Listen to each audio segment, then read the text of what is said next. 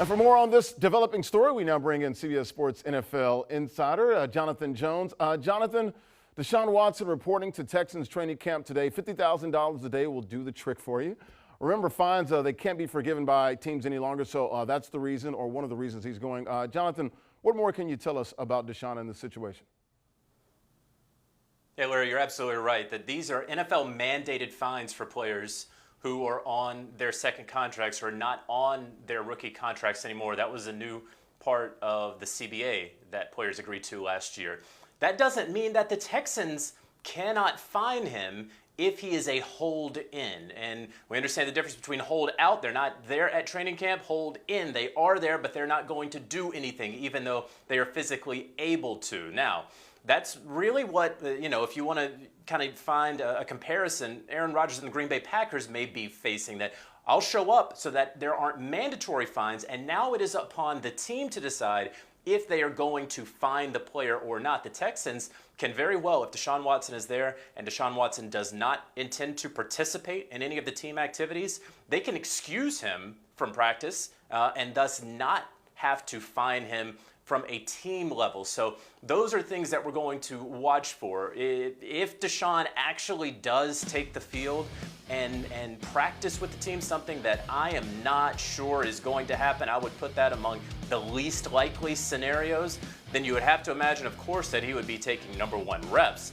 But in the more plausible scenario, I believe that this is essentially going to amount to a hold in, that he is not going to be participating in many of the team activities on field, team drills, for example, still keeping his body in shape if and when he is going to be able to play in 2021, and for whom we still hope to determine that.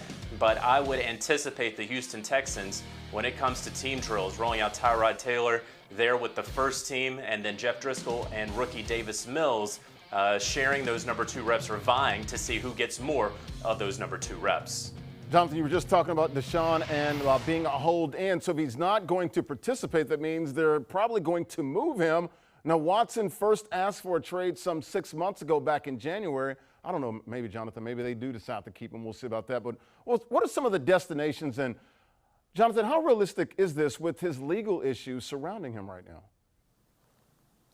Yeah, there's just so much going on. There's so many variables, and you can kind of take it piece by piece, right? If you are the Houston, first of all, if you're Deshaun Watson, you are saying that you are innocent. You thusly believe in your innocence. You're ready to play week one of the 2021 season for another football team. Nothing for you has changed dating back to the beginning of January when when the news first came out that you wanted out of Houston, when you felt betrayed by Houston ownership not being involved in the process, finding out when the rest of the world found out about GM Nick Caserio and the new head coach and not getting Eric Bieniemy, et cetera, et cetera. If you are the Houston Texans, what do you do? Because if you do trade him, well, you want to get the proper value for Deshaun Watson. So are you going to be able to get 3 or 4 first-round picks? That was sort of the issue even before these 22 lawsuits ever came out. Even before the first lawsuit came out, what would be proper value for Deshaun Watson coming off the year that he had just had, his individual season? And we see right there the passing yards that he put up. His completion percentage last year was off the charts as well. Really the best season of his entire career thus far. So are you going to be able to get proper value for Deshaun, even if he didn't have those legal issues hanging over his head? And now, if you are another NFL team, and listen, if you look out there, it's the Philadelphia Eagles seem to be the odds-on favorite if a team trades for him, because we understand their issues at quarterback. Are they really trusting in Jalen Hurts to take them to the promised land or bridge this gap with new head coach Nick Sirianni? Could it still be the Carolina Panthers, even though they picked up the fifth-year option on Sam Darnold? You keep looking around, the Miami Dolphins and Tua Tagovailoa. Any of those three teams, or even any of the other teams who don't have Tom Brady or Patrick Mahomes or Lamar Jackson, Josh Allen, these top quarterbacks could be interested, maybe, but they also have to decide, are we willing to bring on someone like Deshaun Watson who has these very, very serious allegations hanging over them? What the NFL punishment could be. Is he going to be on the commissioner's exempt list? Is he going to be suspended for 4 or 6 games? When would we be able to even play Deshaun if we do make a trade for him?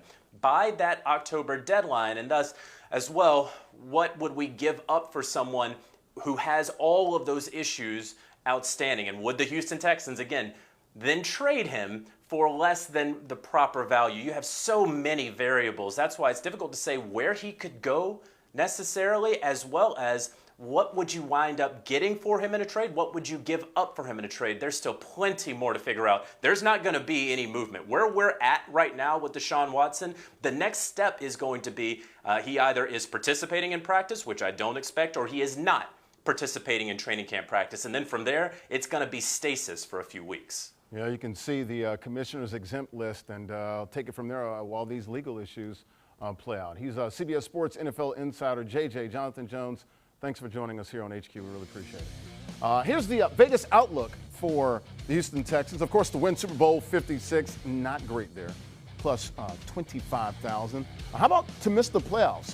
That seems like a likely scenario. They went 4-12 with an MVP performance last year from Watson, minus 1,100 there. And just the Texans and the Lions on the board for potential 0-17 record. Remember, 17 games in the NFL this season. Look at those odds, plus 2,500. We'll see if it's Deshaun Watson, Tyrod Taylor, Jeff Driscoll, or Davis Mills under center for the Houston Texans in 2021. Do you want a sports network that delivers everything that matters about the game? The highlights, the picks, the instant analysis, no yelling, no fake debates, no politics. Hit the subscribe button and never miss a moment.